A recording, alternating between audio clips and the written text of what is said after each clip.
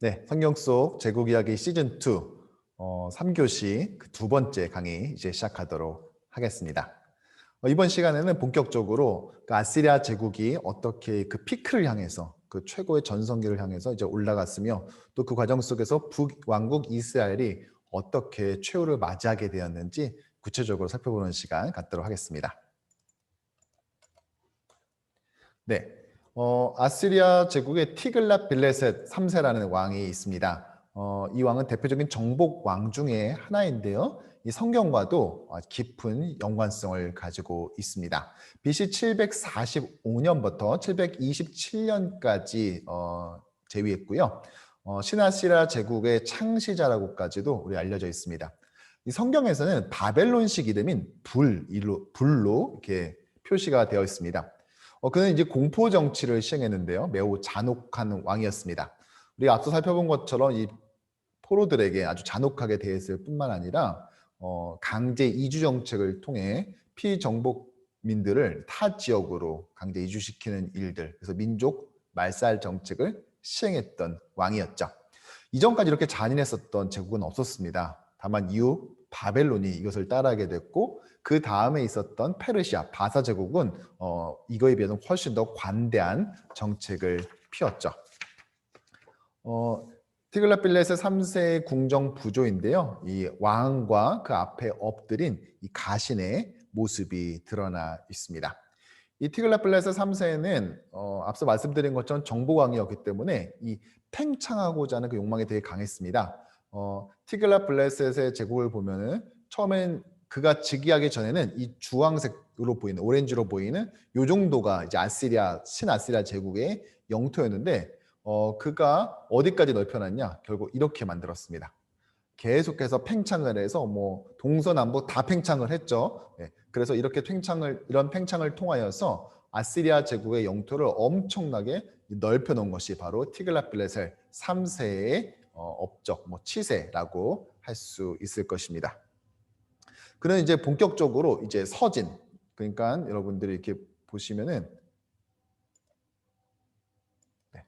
이쪽이 서쪽이죠. 이 서진을 이제 하게 되면서 결국은 이 레반트 지역, 결국 시리아, 팔레스타인 지역, 가나안 지역 일대로까지도 그 힘을 뻗치게 되었죠. 네. 그래서 그는 반대 세력의 연합군과 싸우기 위해 군대를 행진합니다. 그리고 결국 승리하게 되죠. 그래서 여기가 이제 이쪽 쪽이 지중하게 되고 이쪽이 이제 아나톨리아죠. 터키 지역이고 이쪽 내려가게 되면은 이제 레반트 쪽으로 가게 되는데요. 이 북이스라엘의 왕이었던 무나헴은 그래서 이 뇌물을 들고 그를 찾아옵니다. 그래서 조공을 바쳐가지고 간신히 위기를 이제 모면하게 되는 것을 알 수 있고요. 그렇지 않은 지역들은 전부 다 이렇게 하나둘씩 정복되어지는 것을 볼 수가 있습니다. 열왕기 하 15장을 보면 아수르 왕 불이 와서 그 땅을 치려하며 무나헴이 은 1000달란트를 불에게 주어서 그로 자기로 도와주게 하므로 나라를 자기 손에 굳게 세우고자 하여라고 이렇게 말하고 있습니다. 그 은을 이스라엘 모든 큰 부자에게 강탈했습니다. 그래서 은 50세겔씩 내도록 했죠. 그래서 그것을 아수르 왕에게 주자 이 티글랏빌레셋은 되돌아가고 그 땅에 머물지는 않았습니다. 그래서 일단 이렇게 첫 번째 위기는 이제 피하게 되었죠. 그리고 시간이 지났습니다. 이 아시리아 제국이 이렇게 팽창하는 것을 보면서 티글랏빌레셋 3세의 이런 팽창을 보면서 주변에 있는 많은 레반트 국가들, 주변 나라들이 많이 우려를 느꼈고 또 불안을 가지게 되었습니다. 고민 끝에 이것을 대항하자라고 하는 반아시리아 제국의 이 동맹들이 맺어지게 되었는데요. 그 중에 아람이라는 나라의 왕이 당시에 르신이었고 또 북왕국 이스라엘의 왕은 당시 베가였습니다. 그런데 이 르신과 베가가 반아수르 동맹을 결성하게 되는 것이죠. 이 반아시리아 연맹, 반아시리아 동맹을 맞이하게 됐습니다. 이 두 나라뿐만 아니라 주변에 있는 소도시 국가들도 역시 여기에 동참했음을 우리가 알 수 있습니다. 이제 궁금한 것은 그럼 남유다는 어떻게 했을까 하는 것인데요. 어떻게 했을 것 같습니까? 당시 이 남유다의 왕은 바로 이 사람이었습니다. 아하스였는데요. 여호와가 붙잡고 있다라는 그 이름의 뜻입니다. BC 735년부터 16년까지 재기했는데요. 남유다의 제12대 왕으로서 요담 왕의 아들이었습니다. 그런데 외교와 종교 정책에서 하나는 아버지를 따랐고 하나는 아버지랑 정반대로 행동했습니다. 먼저 외교를 보면 아버지를 따라서 친아시리아 정책을 폈다는 것이죠. 북왕국 이스라엘만 달라지는 것입니다. 아버지 요담이 그 아시리아 제국 왕에게 이 조공을 바쳤는데요.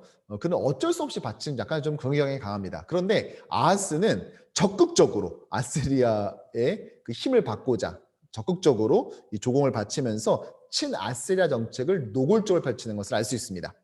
반면에 종교에서는요, 요담 왕이 종교 개혁을 단행하고 또 하나님의 뜻을 따르려고 애썼던 것에 비해서 이 아들 아하스는 가나안 종교를 우상을 적극적으로 수용하는 그런 정책을 핍니다. 그래서 아버지 요담과 외교와 종교가 전혀 외교와 종교 중에서 외교는 비슷한 그 톤으로 가지만 종교는 전혀 다른 톤으로 가게 됐다는 것이 바로 이 아하스 왕의 특징이라고 할 수 있습니다.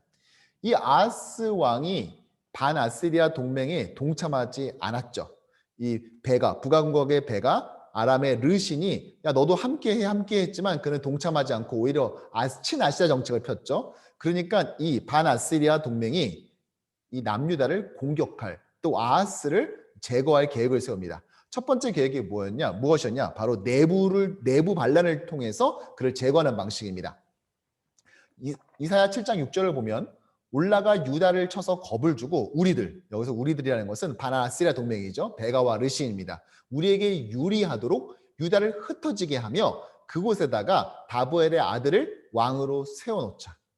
그러니까 이 아하스가 아닌 새로운 왕을 세워서 그들로 하여금 같이 반아시리아 동맹을 만들자라는 이 내부 반란을 조장했다는 것입니다. 그러나 이것을 성공하지 못했죠. 그러자 본격적으로 군사 행동에 돌입하기 시작합니다. 역대하 28장을 보면 그러므로 그의 하나님 여호와께서 그를 아람 왕의 손에 넘기심에 그들이 쳐서 심히 많은 무리를 사로잡아 다마스쿠스 지금 아람의 수도이죠. 그곳으로 갔으며 또 북왕국 이스라엘 왕의 손에 넘기심에 그가 쳐서 크게 살육하였으니 라고 말하고 있습니다. 자, 이때 아람 왕 르신과 이스라엘 왕 르말랴의 아들 베가는 결국 남유다의 수도였던 예루살렘까지 쳐들어왔습니다. 그러나 예루살렘에 올라와 싸우려 하여 아하스를 애워쌌고 포위를 했죠. 그러나 능히 이기지는 못하니라. 즉 함락에는 실패했다는 것입니다. 예루살렘 성 함락에 실패한 이유는 무엇이었을까요? 먼저 첫 번째로는 이 아하스의 아버지였던 요담 왕 때 이 예루살렘 성벽을 방비했던 것이 어느 정도 효과가 있었던 것으로 보입니다.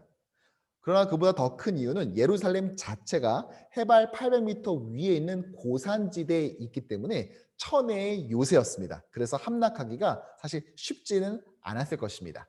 그래서 이 반아시아 연합은 에워싸긴 했으나 예루살렘 성을 함락시키지는 못했죠. 그러나 그들이 빈손으로 돌아갔던 것은 결코 아닙니다.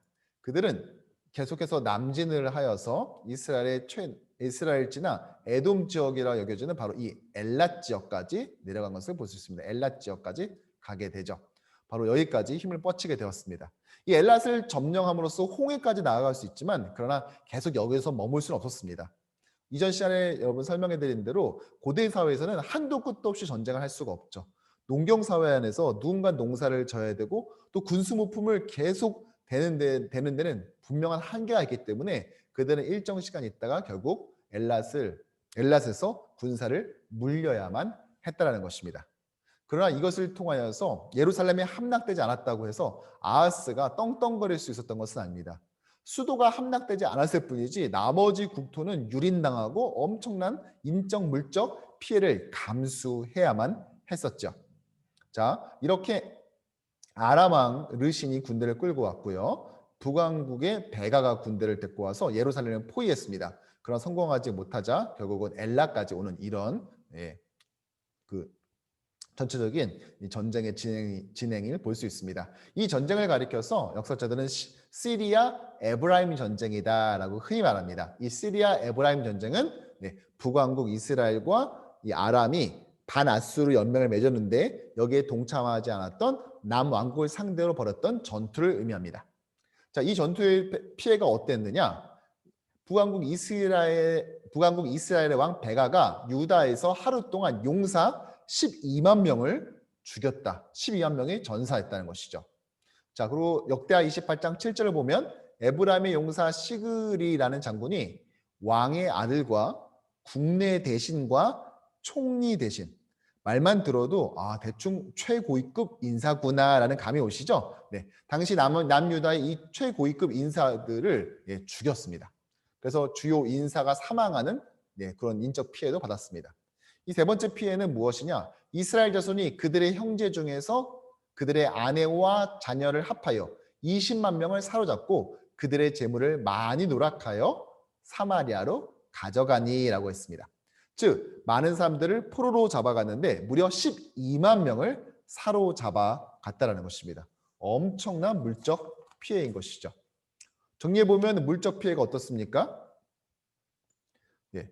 군사가 12만 명이 전사하게 되고 포로가 20만 명이 끌려갔어요. 그러면 하필 32만 명이 죽거나 포로로 끌려가게 됐죠. 여러분 이 정도면은 그 인구 남유다가 망하지 않은 것이 신기할 지가 아니겠습니까? 특별히 이 20만 명이나 되는 포로 남유다의 백성들이 이 형제 국가였던 북왕국 이스라엘로 포로로 끌려가게 된다는 것이죠. 사실 이걸 보자면은 참 서글픈 일이기도 하고 또 신명기에 보면은 자기의 형제를 노예로 삼지 말고 삼았다 할지라도 이제 몇 년 지나면은 이제 풀어주라는 이런 율법을 봤을 때 율법의 정신하고도 맞지 않았던 것 같습니다. 그 20만 명이 또 하루아침에 이 북왕국으로 끌려가서 당해야 될 그 황당함을 어떻게 설명할 수 있겠습니까? 근데 참 감사하게도 이때 혜성과 같이 나타난 한 사람이 이것을 제지합니다. 바로 선지자 오뎃이라는 사람인데요. 그는 뭐라고 말하냐? 사로잡아온 포로를 놓아 돌아가게 해줘라. 즉 남유다의 백성을 그냥 노예로 삼지 말고 풀어주고 돌아가게 하라는 것입니다. 왜요? 여호와의 진노가 너희에게 임박하였느니라. 즉 이것으로 인해서 하나님께서 우리에게 진노를 내리실 수 있다. 그러니까 남유다의 포로를 돌려주라라고 말했고 이 말이 수용되어서 결국 그들은 다시 돌아가게 되는 것을 알 수가 있습니다. 자, 이러한 피해들을 받았는데 사실은 이게 다가 아닙니다. 아하스가 얼마나 난처했냐? 온 국토가 유린당하고 막 12만 명 전사하고 20만 명 포로로 끌려갈 뻔하다가 다시 간신히 돌아오고 했는데 이 여세를 몰아서 누가 했냐? 이 이스라엘 남유다나 북왕국 이스라엘 국가가 조금만 평소에는 여기에 눌려 있다, 이 위세에 눌려 있다가 이 두 왕국이 힘이 약해지면은 이 여세를 몰아서 막 계속해서 이렇게 힘들게 하고 찜적대던 국가들이 있어요. 약간 좀 야비하고 얌체 같은 그런 국가들인데요. 먼저는 에돔입니다. 에돔이 이스라엘을 공격하기 시작합니다. 또 옆에 있었던 블레셋, 이 다윗 이후에 이제 완전히 쪼그라들었었던 블레셋, 그래서 명맥만 유지했던 이 다섯 도시 국가 연합체였던 이 블레셋 역시도 이 기회를 몰아서 이 남유다의 지역들을 침공하기 시작합니다. 역대하 28장 17절을 보면 에돔 사람이 다시 와서 유다를 치고 백성을 사로잡아 갔다라고 말합니다. 또한 28장 18절에는 블레셋 사람도 유다의 평지와 남방 성읍들을 침략했다라고 말하고 있습니다. 이렇게 정말 이렇게 사면초가에 몰린, 정말 안 좋아도 이렇게까지 사람이 몰릴 수 있으나 할 정도로 아하스의 상황이 사실은 남유다의 아하스의 상황이 그렇게 썩 좋지 않았다는 사실을 우리가 알 수 있죠. 이렇게 말 그대로 사면초가에 몰렸던 아하스 왕을 찾아온 한 사람이 이때 있었습니다. 누구였을까요? 네, 바로 찾아온 사람이 있었는데 그가 바로 이 사람이었습니다. 선지자 이사야죠. 이사야는 여호와는 구원이시다라는 이름의 뜻을 가지고 있습니다. 정말 그의 이름처럼 그가 예언했었던 이사야서에 담긴 내용들을 보면 하나님께서 우리를 위해서 구원자가 되실 뿐만 아니라 또 새로운 구원자를 예비하신다는 것을 말해주죠. 바로 메시아입니다. 그래서 신약 성경에서 가장 많이 인용되는 책이 바로 이사야서입니다. 그는 BC 8세기 후반에 사역을 했는데 우시아가 죽던 해부터 사역을 시작해서 요담왕, 아하스, 히스기야로 이어질 동안 남유다에서 활동을 했습니다. 비슷한 시기에 활동했었던 선지자가 남유다에서 활동했던 선지자가 미가 선지자가 있는데요.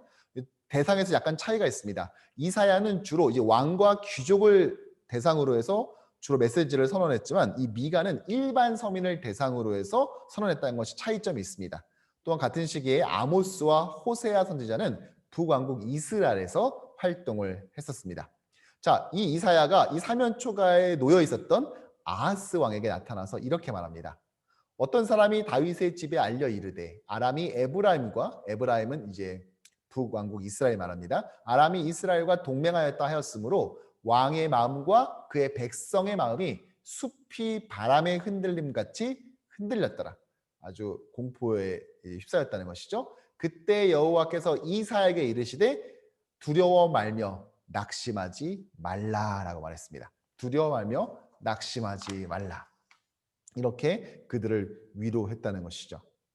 네. 자, 이렇게 하나님께서 이런 말씀을 주셨습니다. 그러면서 뭐라고 말하냐? 하나님께서 이렇게 널 도와줄 거야 라고 말하면서 내 하나님 여호와께 정말 이 모든 일들이 하나님의 이런 도우심이 일어날 표적을 너가 구해봐라 라고 이사야 선지자가 제안했습니다. 그런데 아하스 왕이 뭐라고 말하는 줄 아십니까? 나는 표적을 구하지 않겠습니다. 여호와를 시험하지 않겠습니다. 이렇게 말합니다. 아니 하나님이 정말 이렇게 해주실지 표적을 구해라 라고 제안했더니 난 표적 안 구하겠다고 그러면서 나는 여호와를 시험하지 않겠다 이렇게 말합니다. 여러분 어떤 느낌이세요? 정말 하나님을 시험하지 않는 믿음 정말 좋은 믿음처럼 여겨주십니까? 예, 사실은 그렇지 않습니다.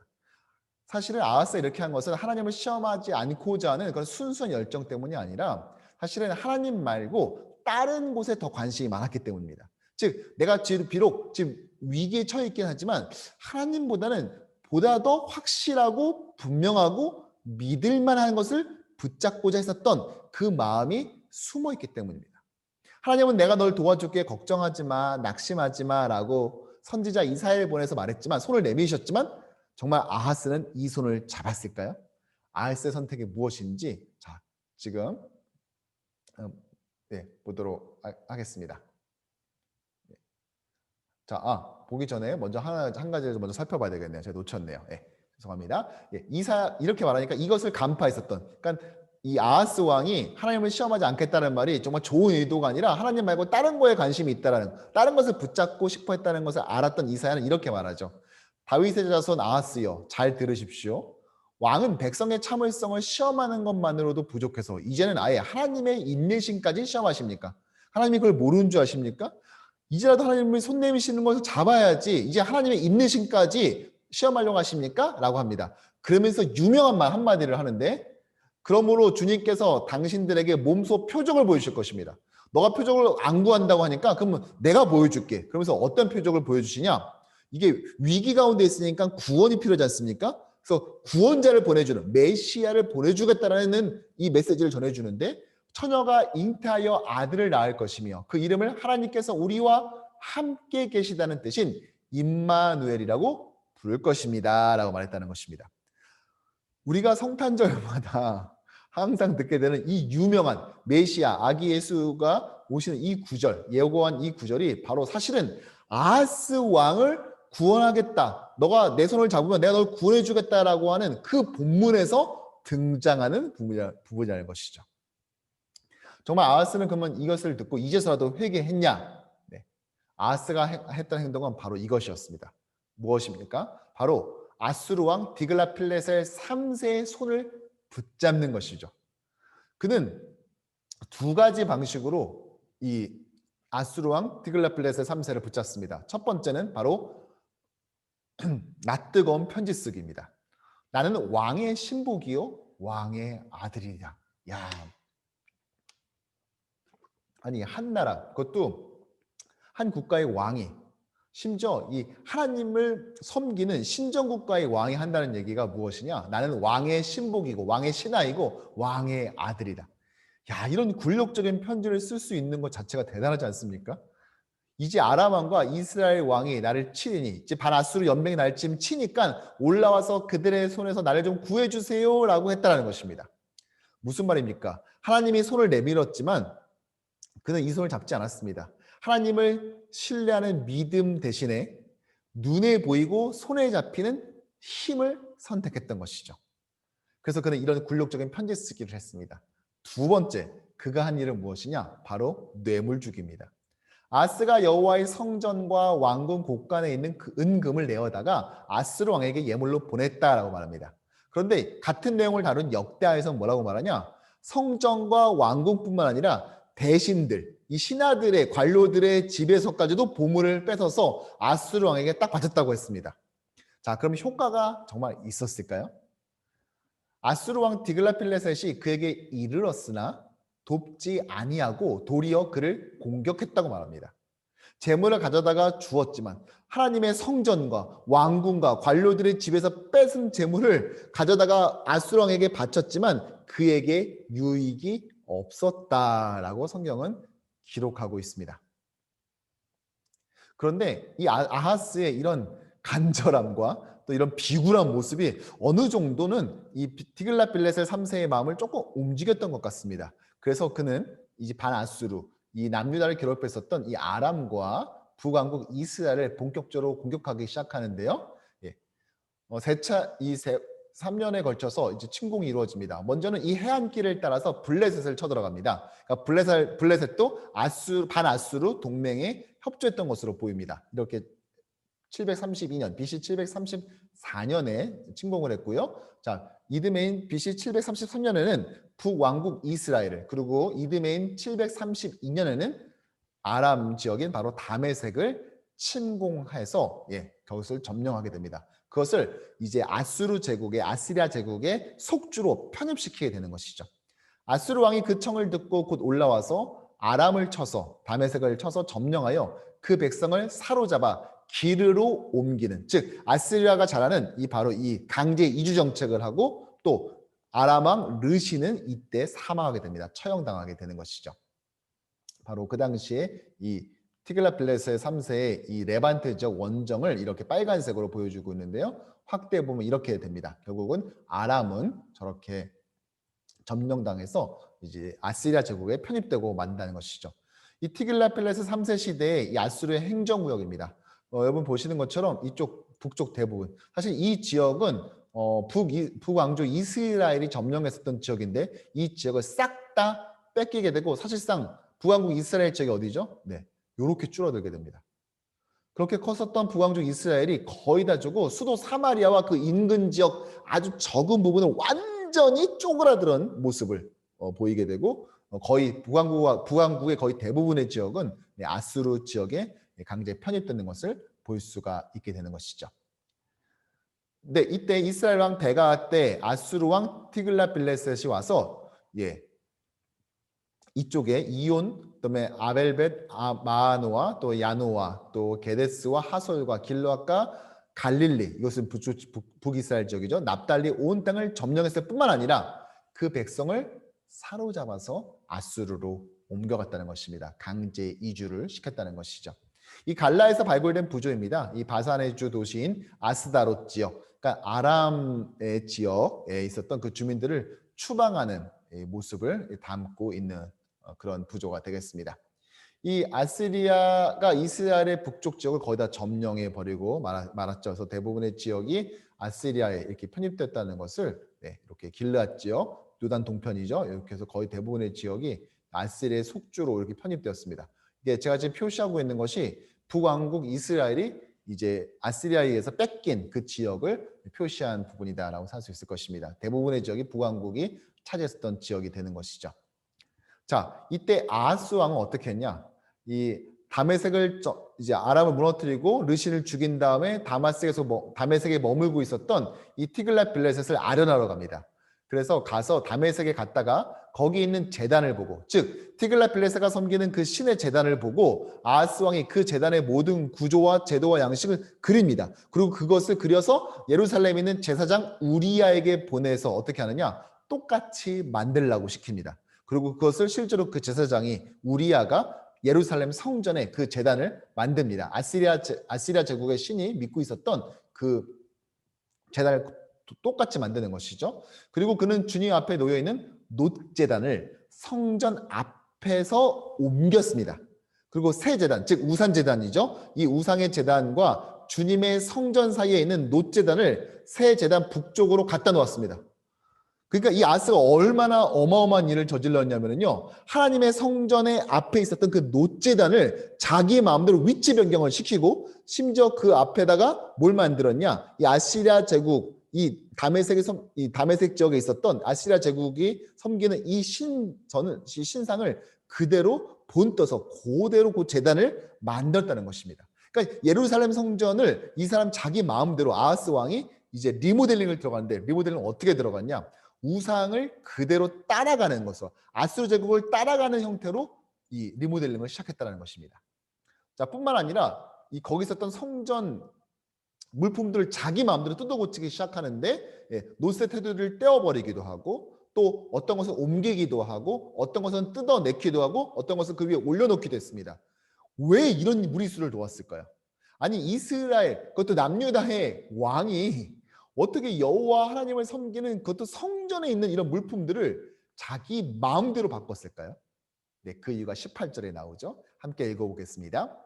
또 그는 아스리아 왕에게 경의를 표하려고 주님의 성전 안에 만들어둔 왕의 안식일 전용 통로와 주님의 성전 바깥에 만든 전용 출입구를 모두 없애버렸다. 대대적인 리모델링을 한 것이죠.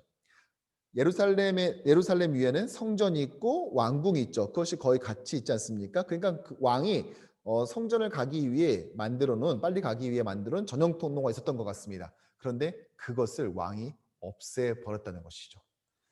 정말 왜요? 아스리 왕에게 잘 보이게 해서 왕이시여 제가 이렇게까지 했어요. 우리가 여호와라는 신 섬기는 거 아시죠? 제 궁전 옆에 그 성전 있는 거 아시죠? 근데 거기에 이런 문이 있거든요. 제가 그거 없앴어요. 없애가지고 대신에 뭘 했는지 아세요? 제가 왕이 섬기시는 그 신의 제단을 똑같이 만들어서 제가 똑같이 이거 기똥차게 그랬지 않았습니까? 그래서 그걸 그대로 만들어놨어요. 저는 뼛속 깊이 아시리아 제국의 충신입니다. 충성을 다할 것입니다. 저의 이 충성심을 믿어주십시오. 이걸 어필하기 위해서 다른 것도 아닌 하나님을 경외하는 것을 바로 이 믿음을 하나님의 성전을 이용했다는 것입니다. 어마어마한 일을 저질렀던 것이죠. 네.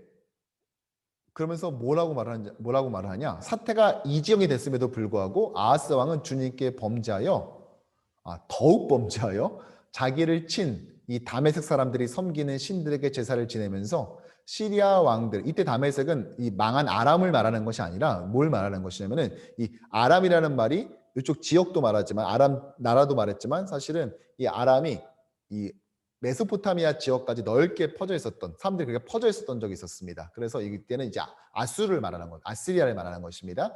그들이 섬기는 신들에게 제사를 지내면서 시리아 왕들이 섬긴 신들이 그 왕들을 도왔으니 나도 그 신들에게 제사를 드리면 그 신들이 나를 돕겠지라고 생각했다. 그러나 이러한 일이 오히려 아하스와 온 이스라엘을 망하게 했다라고 성경은 고발하고 있는 것입니다. 이때 또 혜성과 같이 누가 나타났겠습니까? 바로 이사야 선지자입니다. 자, 이사야 선지자는 뭐라고 말했냐? 갈로는 갈그미스처럼 망하지 아니하느냐? 하맛도 아르밧처럼 망하지 않았느냐? 사마리아도 다메섹처럼 망하지 않았느냐? 내가 이미 우상을 섬기는 나라들을 장악하였다. 예루살렘과 사마리아가 가진 우상보다 더 많은 우상을 섬기는 왕국들을 내가 장악하였다. 내가 사마리아와 그 조각한 우상들을 손에 넣었거늘 예루살렘과 그 우상들을 그렇게 하지 못하겠느냐? 하나님께서는 이사야 선지자를 보내서 말씀하십니다. 내가 그 많은 우상들을 섬기는 나라들을 다 정리하지 않았니?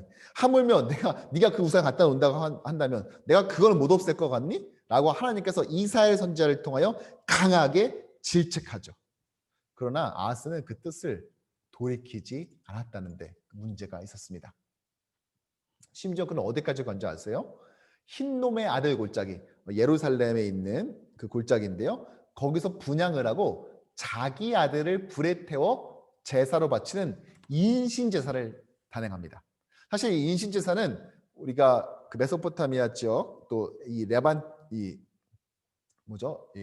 오리엔트 지역을 살펴보면서 우리 페니키아라는 부분 기억나시죠? 나라가 아니라 어떤 지역이다. 두로, 시돈, 비블로스가 있는 그 페니키아에서 몰록이라는 신을 섬겼는데 그 몰록에게 자신의 아들을 불에 태워 드리는 인신제사가 있었습니다. 그런데 그것을 수입해서 이 남유다의 신정국가, 여호와를 섬기는 신정국가의 왕이라는 사람이 하나님 나라 천국의 예표요 샘플처럼 세운 이 나라의 왕이라는 작자가 한다는 짓이 바로 이것을 흉내냈다는 것입니다.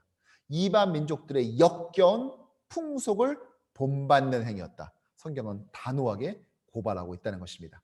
이렇게 아하스는 눈물겨운 아스리아 제국의 구애를 계속해서 하다가 그렇게 죽었습니다.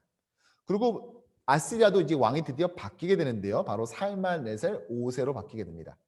그의 원래 이름은 울루라유였는데 이름을 살만에셀, 당시 아스리아 제국의 왕들이 이미 앞서 4명이나 이 이름을 썼는데 이 인기 있는 이름을 자기도 쓰고 싶어서 개명을 했습니다. 그래서 구별하기 위해서 살만에셀 5세라고 했습니다. 6세는 없습니다. 5세가 마지막 왕인데요. 총 5명이 아스리아 제국에서 살만에셀이라는 이름을 썼습니다. 그는 북이스라엘 수도 사마리아를 포위했습니다. 그러니까 북왕국 이스라엘이 잠깐 반역을 하니까 또다시 포위했죠. 북왕국 이스라엘 마지막 왕 호세아가 이집트와 잠깐 동맹을 맺어가지고 조공을 계속 바치더니 이제 바치지 않게 되니까 사마리아 성을 3년간이나 포위했던 왕이 바로 살만에셀 5세고 그 포위 도중에 그는 이제 운명을 달리하게 됩니다.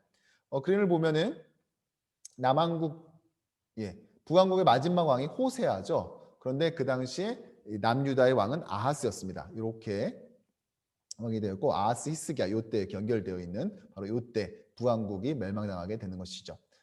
북왕국의 마지막 왕 바로 이 호세아가 이 남유다의 왕이 됩니다. 북이스라엘 왕이 됩니다. 이 호세아는 북왕국 이스라엘의 마지막 19번째 왕입니다. 이 앞선 왕, 그 선왕 베가를 살해한 후에 즉 쿠데타로 인해서 즉위하게 됩니다. 북이스라엘 총 7번의 쿠데타가 있다고 했죠. 그 마지막 7번째 쿠데타를 단행한 사람이 바로 이 호세아라는 사람입니다. 그는 디글랏필레셀 3세가 너는 왜 베가 선왕을 마음대로 죽이고 왕이 되니? 넌 안 되겠어. 조공을 바쳐. 이런 식으로 해서 조공을 바치겠습니다. 처음에는 잘 바쳤어요. 그런데 이집트랑 잠깐만 연합을 해서 반란을 꾀하게 됐죠. 그리고 이것이 발각되자 침공을 받게 된 것입니다. 유다왕 아하스 제12년에 엘라의 아들 호세아가 사마리아에서 이스라엘 왕이 되어 9년간을 다스렸습니다. 근데 아수르의 왕 살만에셀이 올라오니 5세죠. 살만에셀 5세가 올라오니 호세아가 그에게 종이 되어 종을 드렸습니다. 처음에 이렇게 드렸어요. 그런데 나중에 그가 애굽 왕 애굽의 파라오 중에 소인데 이 소가 구체적으로 어떤 파라오를 가리키는지는 정확치 않습니다. 그러나 그는 어쨌든 이집트랑 동맹을 맺었고 그들에게 사신을 보내기도 하고 그리고 한편으로는 해마다 하던 아수르 왕에게 드리는 조공을 드리지 않게 되었죠. 더 이상 바치지 않게 되었죠. 그러니까 아수르 왕이 살만에셀 5세가 호세아의 배반함을 보고 쳐들어와서 그를 감옥에 감금시켜 버립니다. 그리고 아수르 왕이 올라가서 그 온 땅을 즉 북이스라엘 그 지역을 두루다니고 사마리아 즉 북이스라엘 수도에 올라가서 그것을 3년간 에워싸는 일이 벌어졌다는 것입니다. 이렇게 살만에셀 5세가 원정을 오는 것을 볼 수 있습니다. 이집트가 도와주려 오는 것처럼 보이자 그는 나가서 바로 여기서 결전을 치르게 되죠. 살만에셀 때가 맞습니다. 살만에셀 때가 아니라 이것은 이제 사르곤 때네요. 사르곤 2세 때네요. 제가 착각해서 죄송합니다. 그래서 살만에셀 5세는 이렇게 와서 이렇게 와서 이제 예루살렘을 3년 동안 에워싸고 있었다라는 것이 성경의 이제 기록입니다. 확대해 볼까요? 죄송합니다. 예루살렘이 아니라 사마리아네요. 사마리아 북왕국이죠. 북왕국 이스라엘 사마리아를 에워싸는 이런 일을 하게 됩니다. 그리고 이 와중에 살만에셀 5세는 이제 죽게 됩니다. 뒤를 이어서 계속해서 이 포위를 유지하는 왕 그리고 함락시키는 왕이 있었는데 바로 사르곤 2세입니다. 사르곤 2세는 722년부터 705년까지 있었던 왕인데 처음 사마리아 성을 포위한 것은 살만에셀 5세 형입니다. 5세지만 결국은 이 동생인 살만에셀 2세가 죽은 형을 대신해서 왕위를 계승합니다. 그래서 사람들이 생각하기에는 이 형을 암살한 것이 아니냐라고 생각하죠. 그래서 아니 왕의 아들이 아니라 동생인데 어떻게 이 왕위를 계승하지? 라는 아마 그런 의구심이 있었던 것 같습니다. 그래서 왕의 자신의 이름을 뭐라고 짓냐면 사르곤 2세라고 짓습니다. 그러니까 원래 사르곤 1세가 있죠. 사르곤 1세는 그럼 아스리아 왕이었냐? 아닙니다. 그는 고대 사회의 아카드 왕국의 대제였던 가장 번성하게 했었던 이 고대 메소포타미아를 통일했었던 이 바로 사르곤 1세가 있었죠. 그 사르곤 1세의 이름을 따와서 사르곤 2세가 됩니다. 즉 메소포타미아 문명에는요 사르곤 1세에 대한 그 경외심과 또 그의 치적을 되새기는 그런 문화가 있었습니다. 그런데 그 왕, 위대한 왕, 업적을 가진 그 정복 왕의 이름을 자기가 따서 지은 것이죠. 그만큼 뒤집어 말하자면 그는 그만큼 그 왕으로서의 정당성을 의심받고 있었던 것으로 생각됩니다. 따라서 내부 분열을 막기 위해서 그가 한 것은 무엇이냐? 계속되는 전쟁을 벌였습니다. 이 북왕국 이스라엘도 그렇게 한 것이죠. 그래서 사마리아를 나중에 이제 함락하게 되는데 그렇게 하고 난 다음에는 다메섹과 또 아르메니아 지역, 되게 높은 이제 그 북쪽 지역인데 그쪽과 또 지중해에 있는 키프로스 섬까지 정복하는 이런 정복적 야욕을 보이게 됩니다. 그리고 결국 그는 바빌론과의 전쟁에서 승리하게 되어서 메소포타미아의 전 지역과 이 레반트 지역 또 이집트 지역을 이루는 아시리아 제국 이 오리엔트 지역을 다 석권하게 되는 일이 벌어진 것이죠. 뿐만 아니라 그는 나중에 수도를 니네베 즉 니느웨에서 사르곤의 도시로 옮기게 됩니다. 자신의 이름을 딴 도시로 옮기게 되죠. 이것을 짓는데 5년이나 걸렸습니다. 이것을 짓는데 누가 동원됐냐? 북왕국, 이 멸망당한 북왕국 이스라엘 백성들을 동원해서 중노동에 시달리게 합니다. 이게 사르곤 2세가 이제 계속해서 팽창해 나가는 모습인데요. 그가 먼저 수도를 옮겼죠. 어디로 옮겼냐? 바로 이 코르사바드라는 지역으로 옮겼습니다. 지금은 코르사바드입니다. 이것이 사르곤의 도시인데요. 이, 이 사르곤은 사실은 히브리어를 음력한 것이고 아시리아어로는 원래는 샤루킨입니다. 샤루킨. 그래서 샤루킨의 도시라는 뜻의 이름을 여기다 줬습니다. 그래서 두루 샤루킨입니다. 두루 샤루킨. 사르곤의 도시라는 뜻이죠. 여기에 많은 포로들이 동원됐고요. 그다음에 BC 707년에 착공을 해서 5년 뒤에 완공을 하게 됩니다. 현재는 이라크의 코르사바드 지역이 바로 이 두루샤루킨입니다. 사르곤의 도시죠.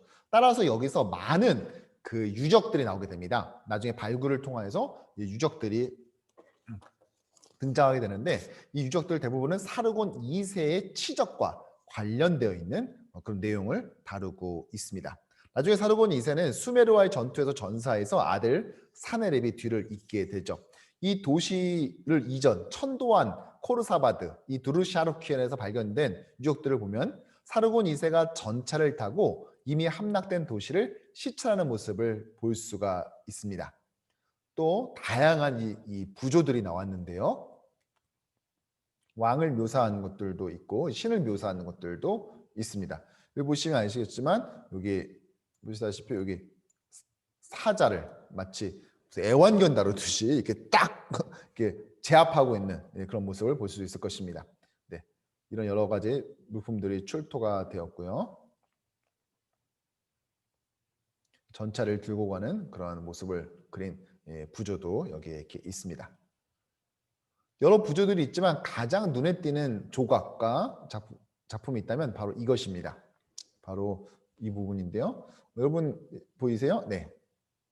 이 라마수라고 하는 그런 건데요. 아시리아의 수호신입니다. 이렇게 되어 있죠. 이게 바로 사르곤의 도시인 두루샤르킨에서 발굴된 것인데요. 이 라마수인데요. 이 라마수는 뭐냐? 아시리아를 지키는 수호신이고 그래서 주로 성문 앞에다가 놨습니다. 왜일까요? 그렇죠. 사악한 무리가 성 안으로 들어오지 못하도록 왕궁 안으로 들어오지 못하도록 쫓아내주는 수호자입니다. 동시에 왕권의 상징이기도 했습니다. 이 여성, 이 라마수란 말 자체가 사실 여성인데요. 이 암컷이죠. 여성이라 될지 남컷이라 될지. 그래서 람마 또는 라마수 이렇게 말하고 아카드어로는 라마슈라고 말합니다. 이게 남자 수컷도 있는데요. 수메르어는 알라드, 아카드어로는 세두 이렇게 발음합니다. 이 용도는 수호신이고 왕권의 상징이면서 형태는 반인반수. 머리는 사람, 그리고 몸통은 황소, 그리고 독수리의 날개가 달려있는 이런 독특한 형태를 가지고 있는 것이 바로 라마수입니다. 특이한 것은 다리 개수예요. 이 다리가 총 5개인데 정면에서 보면 다리가 2개고 측면에서 보면 다리가 4개가 되는 효과를 가지도록 만들었습니다. 이게 무슨 말이냐? 이걸 라마스를 보면 아시겠지만 여러분들 보세요. 라마수 다리가 하나, 둘, 셋, 넷, 다섯 개가 되죠. 앞에서 보면 다리가 두 개로 보이죠. 이쪽에서 이렇게 보면은요. 근데 옆쪽에서 보면 어떻습니까? 다리가 하나, 둘, 셋, 넷, 네 개가 되는 것처럼 보이죠. 네, 이렇게 말이죠.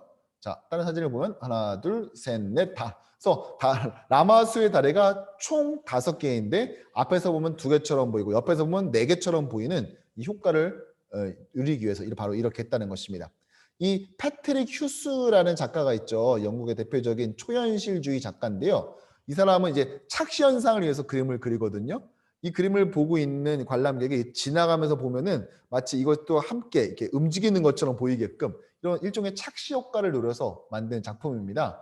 이 패트릭 휴스란 유명한 초현실주의의 이 작품 같은 그런 효과를 이미 고대 바벨론에서 이미 이 조각을 통해서 보여줬다는 것입니다. 이 패트릭 휴스의 작품 중에 하나인데요. 이것이 얼마에 팔렸냐? 일십, 백, 천만, 십만, 10만 2천 달러. 이 그림이 팔렸습니다. 이 초현실주의의 이 작품처럼 이 라마수의 이 조각이 되어 있는 것을 우리가 볼 수가 있습니다. 현재 코르사바드에 전시되어 있는 것도 있지만 대형 박물관에 전시되어 있는 것, 또 루브르 박물관, 또 미국의 메트로폴리탄, 독일의 페르가몬 미술관 등에 현재 안전하게 보관되어 있습니다. 다음 주에 좀 더 구체적으로 살펴보겠지만 이 정작 그 현지에 있었던 발굴 현장에 있었던 현지에 있었던 많은 유물들은 IS가 그 지역을 점령하는 동안 꽤 많이 훼손되고 또 밀매되고 팔리기도 했던 것을 우리가 알 수 있어서 오히려 이쪽에 서구 열강들에 빼앗겨서 안전하게 보관되어 있는 것이 오히려 더 잘 보관됐다라는 것이 참 역설이기도 하고 참 가슴 아픈 그런 상황인 것 같습니다. 이렇게 사르곤 2세는 자신의 형이었던 살만 5세가 사마리아를 포위했던 것을 이어받아서 계속해서 포위하고 결국은 함락까지 시키게 됩니다. 호세아 제9년에 아수르 왕이 사마리아를 점령했다라고 열왕기하 17장은 우리에게 말해주고 있죠. 이 이 사르곤 2세는 이렇게 북왕국 이스라엘을 이렇게 점령하게 됩니다. 그들이 갖고 있는 많은 기술력을 통하여서 이런 공성탑과 움직이는 공성탑과 또 활 여러 가지 무기들을 통하여서 결국은 예루살렘은 함락당하고 말게 됩니다. 그것이 바로 BC 722년 북왕조 이스라엘의 패망이 될 것입니다. 또한 이스라엘 사람을 사로잡아다가 아수르로 끌어갑니다. 그래서 여러 고을에 두었더라. 즉 강제 이주 정책을 동시에 북왕국 이스라엘에도 행하게 되는 것이죠. 당시 아스리아는 3년을 버텼지만 결국 함락되었고 주민 약 3만 명을 포로로 잡아갔습니다. 북왕국 마지막과 호세아는 9년 만에 이제 니느웨로 끌려가게 되고 마는 것이죠. 이게 바로 북왕국 이스라엘의 결과가 되었습니다. 자, 그들이 끌려갔었던 루트를 보여주고 있는 장면인데요. 마지막 메대까지 끌고 갔다고 아까 본문에서 나왔죠. 메대가 어딘지 보이시죠? 바로 이쪽 지역. 이 지역까지 결국은 현재 지금 아마 이란 지역, 거기 되는 바로 이 지역까지도 이 사람들을 가는 동안에 뿌려서 이 유대인으로서 또 이스라엘 백성으로서의 정체성을 이제 없애버리려 하는 것을 우리가 볼 수가 있습니다. 사실은 남왕조도 결국 바벨론에 끌려가게 되지만 북왕조 역시 이렇게 흩뿌려져서 끌려갈 수 있는 것을 보게 됩니다. 다만 굳이 차이점이 있다면 바벨론은 주로 니프르라고 하는 지역에 좀 이렇게 상대적으로 몰려 사는 그런 감이 있습니다. 그러나 아스리아는 보다 더 이렇게 골고루 뿌린 듯한, 그래서 그냥 내가 이스라엘 사람이었지라는 것이 한 대만 넘어가도 거의 뭐 이제 그 다음 세대만 돼도 거의 잊어버리게끔 기억하지 못할 정도로 만드는 것이 바로 이 북왕국 쪽 이스라엘이 당했던 처지였습니다. 그래서 대신에 그러면 이 북왕조 이스라엘 사람들이 있었던 그 땅을 어떻게 했냐? 다른 지역, 뭐 바벨론, 구다, 아와, 하만, 스발와임 이쪽 지역에 있던 사람들을 또 이제 거꾸로 또 이 사마리아, 북왕조 이스라엘이 있었던 이 가나안, 레반트 지역에 데려와서 살고 정착하게 하고 결혼하고 자녀를 낳게 했죠. 그래서 이 사람들이 사마리아인들이 반은 유대인이지만 또 반은 또 다른 민족에 섞여 있는 듯한 그런 느낌, 이렇게 혼혈을 이루어 살게 되는 것입니다. 혼혈 자체가 나쁘다는 것이 아니라 이 구약에서의 이 독특한 이 문화적 관점에서 보자면은 이것은 이제 하나님을 믿는 이 신앙의 정체성을 훼손시키는 것에 문제가 있다는 것이지, 마치 뭐 뭐 국제 결혼이 나쁘다 또는 뭐 이제 혼혈이 나쁘다라는 그런 개념은 아닙니다. 이것은 이제 신앙적 관점에서 이것은 이제 그 당시에 고대 근동의 문화와 또 8세기의 상황을 비추어 봐서 읽을 때 제대로 해석될 수 있는 본문이라 할 수 있을 것입니다. 결국 이렇게 아수르 제국은 이렇게 확장되게 되었죠. 우리가 살펴본 디글라필레세 3세와 살마네세 5세 또 사르곤 2세에 의해서 이렇게 확장되게 됩니다. 이제 다음 주에 살펴볼 사네립과 또 그다음에 아슈르 바니팔 왕을 통하여서 얼마나 더 확장되었고 그리고 어떻게 갑자기 아시리아 제국이 멸망의 길에 치닫게 되었는지 또 그 과정 속에서 하나님은 선지자를 보내서 어떻게 예고하게 하셨는지를 함께 살펴보는 시간으로 마지막 4교시를 꾸미도록 하겠습니다. 자, 오늘 교훈을 같이 정리해 볼까요? 첫 번째는 하나님은 끊임없이 우리에게 말을 걸어오신다는 것입니다. 여러분 8세기에 많은 문서 예언자들이 있었습니다. 바로 이런 사람들이죠. 호세아는 결혼으로 여호와에 대한 이스라엘의 불성실함을 상징하고 보여주고 있었죠. 시청각 규제로 보여줬죠. 아시리아가 이스라엘 멸망시킬 것을 그는 예언을 했습니다. 또 남유다의 출신이지만 북왕조에 가서 선지 활동을 했었던 아모스가 있었죠. 그는 북왕조 이스라엘의 사회적 죄악들을 비난하고 하나님의 임박한 심판을 경고했습니다.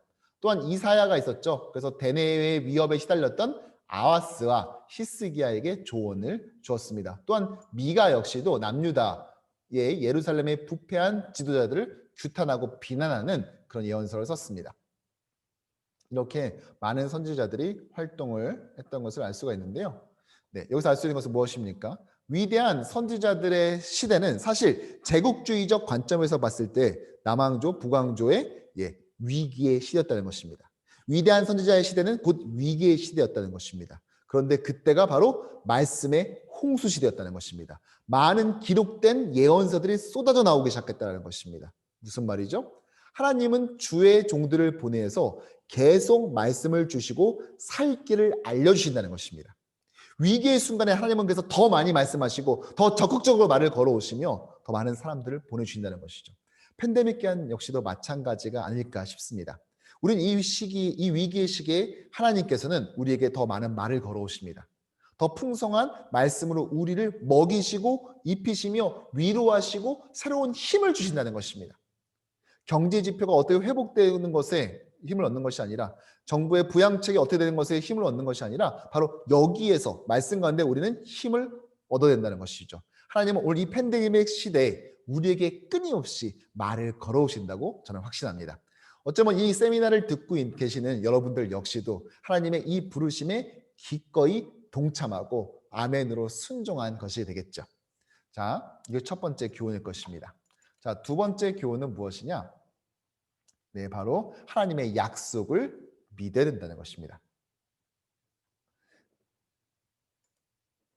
하나님의 약속보다 당장 내 눈앞에 보이는 힘을 믿으려는 속성이 우리 모두에게 있습니다.